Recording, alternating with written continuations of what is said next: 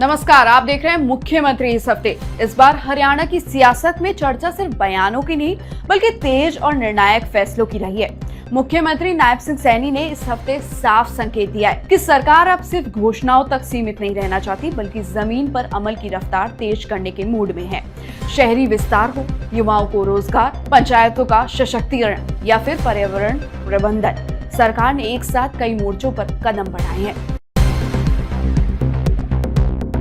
सबसे पहले बात शहरी विकास की। प्रदेश के 11 शहरों में नए सेक्टर बसाने की तैयारी शुरू हो चुकी है। करीब 40,000 एकड़ जमीन चिन्हित की जाएगी। गुरुग्राम, फरीदाबाद, पंचकुला, हिसार और रोहतक जिलों को जोन में बांटकर नई रूपरेखा बनाई जा रही है। समालखा में तो 3 नए सेक्टरों के लिए 498 एकड़ जमीन तय भी हो चुकी है। साफ है, ये कदम शहरी वोट बैंक और मध्यम वर्गीय परिवारों के अपने घर के सपने को साधने की रणनीति के रूप में देखा जा रहा है। अब बात युवाओं की। चरखी दादरी में 2027 से सशस्त्र बल तैयारी संस्था शुरू होगा। 1 अप्रैल 2027 से कक्षाएं शुरू होंगी। शुरुआत किसान मॉडल स्कूल के भवन से की जाएगी। ये कदम युवाओं और राष्ट्रवाद दोनों को साधने की दिशा में बड़ा संदेश है। गांव की ओर बढ़ते हैं। सरकार पंचायतों को डिजिटल रूप से मजबूत करने जा रही है। सरपंचों, ग्राम सचिवों और पंचायत ऑपरेटरों के लिए विशेष तकनीकी कार्यक्रम शुरू होगा। जिला और ब्लॉक स्तर पर ट्रेनिंग दी जाएगी। हर प्रतिभागी पर 1,000 रुपए प्रतिदिन खर्च किए जाएंगे, यानी गांव की सत्ता को तकनीक से जोड़ने की तैयारी।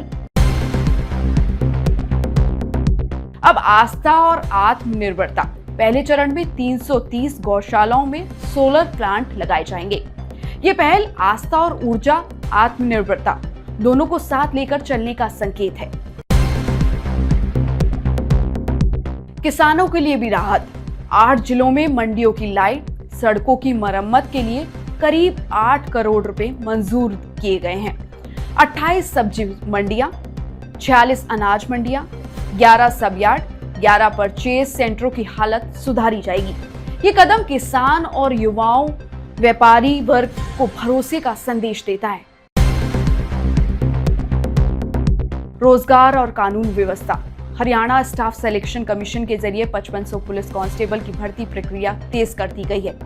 3 लाख से ज्यादा आवेदन पहले ही आ चुके हैं। जल्द फाइनल तारीख भी घोषित की जाएगी। और आखिर में पर्यावरण। हिसार, गुरुग्राम, फरीदाबाद में वेस्ट टू एनर्जी प्लांट लगाने की तैयारी है। 20 दिनों में RFP रिपोर्ट सौंपी जाएगी। ये कदम शहरी कचरा प्रबंधन और ग्रीन गवर्नेंस की दिशा में बड़ा संकेत माना जा रहा है। कुल मिलाकर इस हफ्ते की तस्वीर यही कहती है कि मुख्यमंत्री नायब सिंह सैनी बहुआयामी रणनीति पर काम कर रहे हैं। शहर, गांव, युवा, किसान और सांस्कृतिक मुद्दे, हर वर्ग को साधने की कोशिश। अब देखना होगा ये फैसला जमीन पर कितनी तेजी से उतरते हैं और विपक्ष इसका राजनीतिक जवाब किस अंदाज में देता है। अगले हफ्ते फिर मिलेंगे।